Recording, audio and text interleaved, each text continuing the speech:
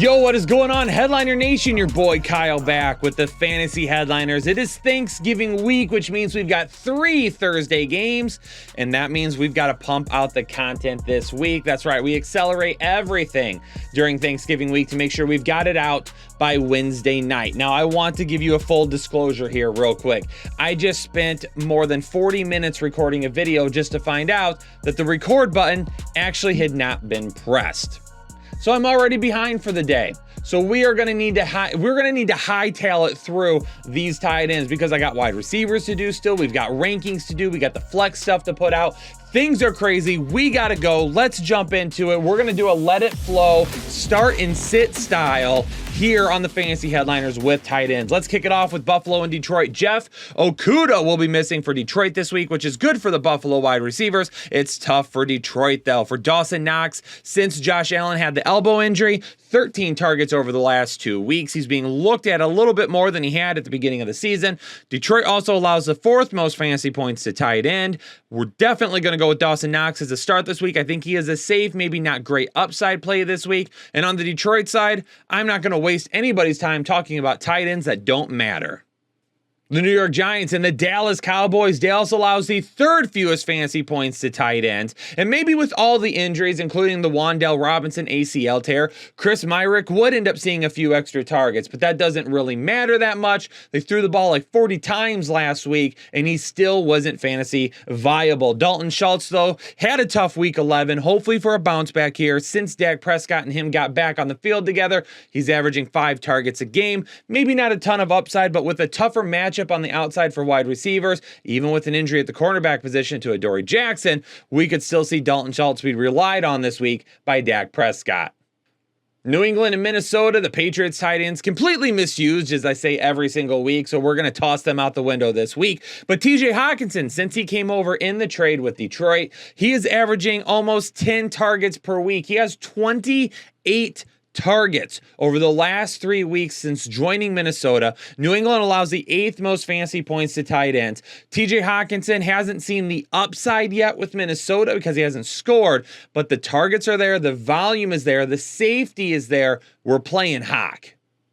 Denver and Carolina, Greg Dulcich is the only fantasy viable wide receiver here. And even then, for you that have been burnt the last 2 weeks, you're probably not excited to start him anyway. But keep in mind with Greg Dulcich, he got off to a fast start. And yes, he has slowed down. And yes, the offense overall sucks. I'm going to get wrapped right back into it again, though, this week. It is a more of a risky matchup. But right now, I'm under the impression that there will be no Jerry Jeudy. And if there is no Jerry Jeudy, that means that he's probably the number 2 in this offense. He may not get you 10, 12, 15 points. I think he could be right around 8 though, and be a guy that gets about 4 to 6 targets. Hopefully one of those is a big play. If it is, then yes, he won't lose you your week, but he probably won't win it for you either.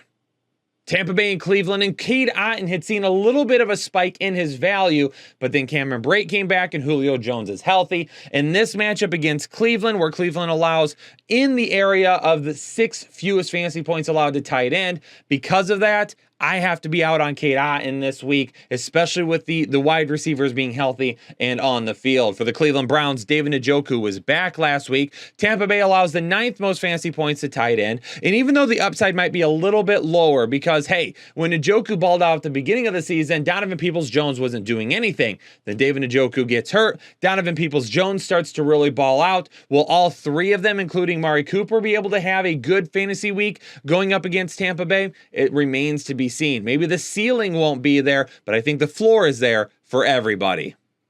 Baltimore and Jacksonville, and what can I say about Mark Andrews? When he's healthy, you absolutely are playing him. And for those of you that wanted to play Isaiah Likely because you thought they were going to have 2 tight end sets more often, I'm sorry to hurt your feelings. That's not happening. Isaiah Likely, if Mark Andrews is on the field, is not fantasy viable. On the flip side, though, for the Jacksonville Jaguars, Evan Ingram is always going to be risky. We know that when he's on the field, he's a guy that can make plays. But in this offense where we see a little bit of up and down, Travis Etienne running the ball a lot better than we saw at the beginning of the year with James Robinson. Obviously, Christian Kirk is the wide receiver 1. Even Zay Jones getting a decent amount of targets. With all that being said, Evan Ingram to me is still the number 2 on this team. And this matchup against Las Vegas, it's an okay, right in the middle matchup. Even though it's risky, we're going to go with Evan Ingram.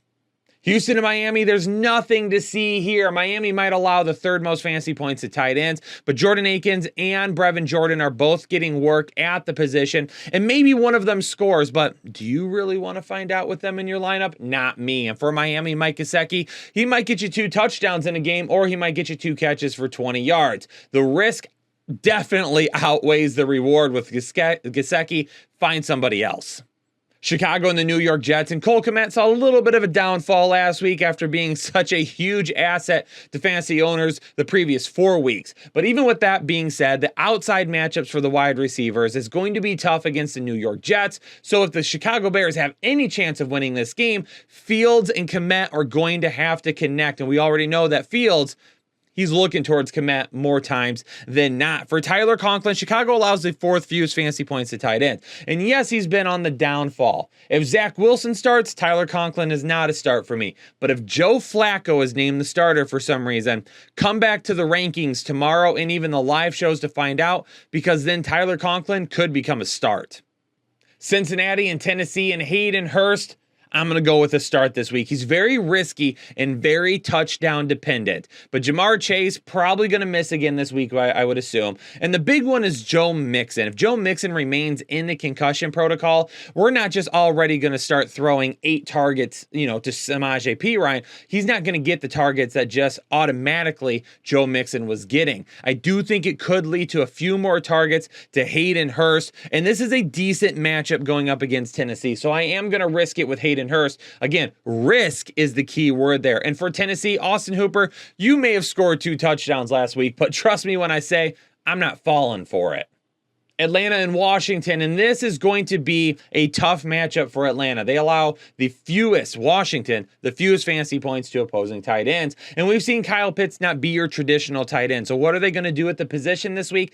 I have no clue. I don't care. I'm not touching it. For the Washington Commanders, I would love to go with Logan Thomas. Trust me, everything in my body is telling me to list him as a start here. But when you have better outside matchups for the wide receivers in this than what I believe Logan Thomas will, I want to see Logan Thomas look good for a couple of weeks before I start running it back with him.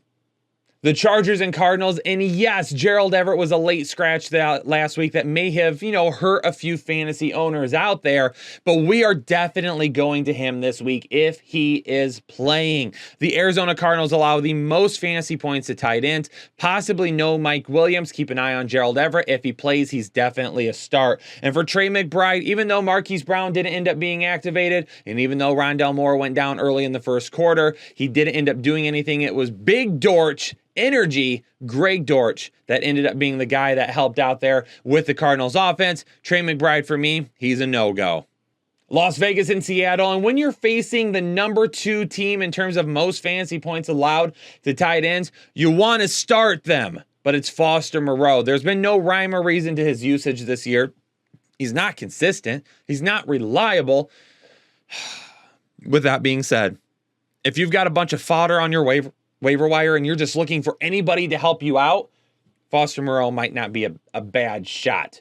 But it really depends on who you're trying to go over. So let me know down in the comments below if you're missing somebody, if you need some help this week at tight end and Moreau's available. Let me know who your other options are, and I'll let you know whether he's good there or not. And then Noah Fant, I am going to go with Noah Fant. Las Vegas allows the 6th most fantasy points to opposing tight ends. And because of that, in the past, typically when Seattle's had a good matchup at the tight end position, Fant has seen a decent amount of volume. The Rams and the Chiefs bring a conundrum for me. And no, it's not starting Travis Kelce, because you're starting him no matter what. It is Tyler Higbee. Because here's the issue with Higbee. Yeah, he has not been producing at the level anybody would have liked. But he is top 6 in most targets to tight ends. I mean, he is a guy that is being looked at consistently, almost more than anybody else at the position. If you're not Travis Kelce, George Kittle, or Mark Andrews, Tyler Higbee might be getting the most consistent targets out of anybody. Will Matthew Stafford be playing this week, though? That's a big question for me. With Tyler Higbee, I got to go back to him, because when you take a look at it in terms of him versus really anybody else at the tight end position, number one, it's a good matchup for him. So he's got a high matchup rating. Number 2, the targets are there. He's getting more targets than a lot of the other riskier options. So is he going to be higher in the rankings for me this week? Absolutely not. But I'm not sitting him. especially if you're in a position where you don't really have anybody that you can rely on anyway. Let's go ahead and follow the targets and just hope to God he can give us a few extra points. New Orleans and San Francisco is going to bring my Manscaped must-watch matchup of the week. Head over to manscaped.com. Use code word headliners at checkout. You're going to get 20% off your entire order and free shipping. Juwan Johnson is a huge red zone threat right now. Absolutely huge red zone threat. And San Francisco does allow the 6 fewest fantasy points to tight end. So we need the touchdown. We're going to need the touchdown. But he is producing right now. He is the tight end to own. No, we're not starting Taysom Hill. We're starting Juwan Johnson. And then George Kittle, absolutely huge performance again on Monday Night Football. For those of you that drafted Travis Kelce, it was tough at the beginning of the year with the injury, but he's paying dividends now.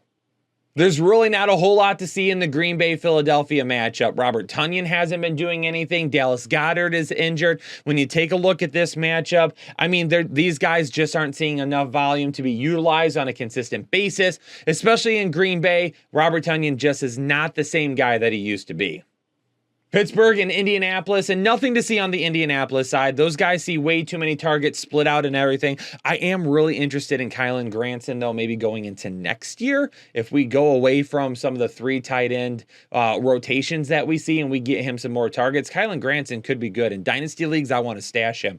However, for Pat Freiermuth, right now for me, outside of, again, the big 3, George Kittle, Travis Kelce, Mark Andrews, Pat Freiermuth is the safest tight end in all of football, seeing almost 10 targets a game right now over his last 4 weeks. He might be one of the safest guys. We are absolutely starting him, and hopefully he finds the end zone. If he does, perfect. If he doesn't, should still be more than enough on him to give you a good day. Ladies and gentlemen, I'm going to get out of here for the day, though. I've got a ton of extra stuff to do, already falling behind, but we're banging out that content for all of you. Hit that like button for me. Subscribe to the channel if you're new here. Leave me a comment down below if you got a question. But for now, peace out. Stay safe, stay healthy, and I'll catch y'all on the next episode of the Fantasy Headliners.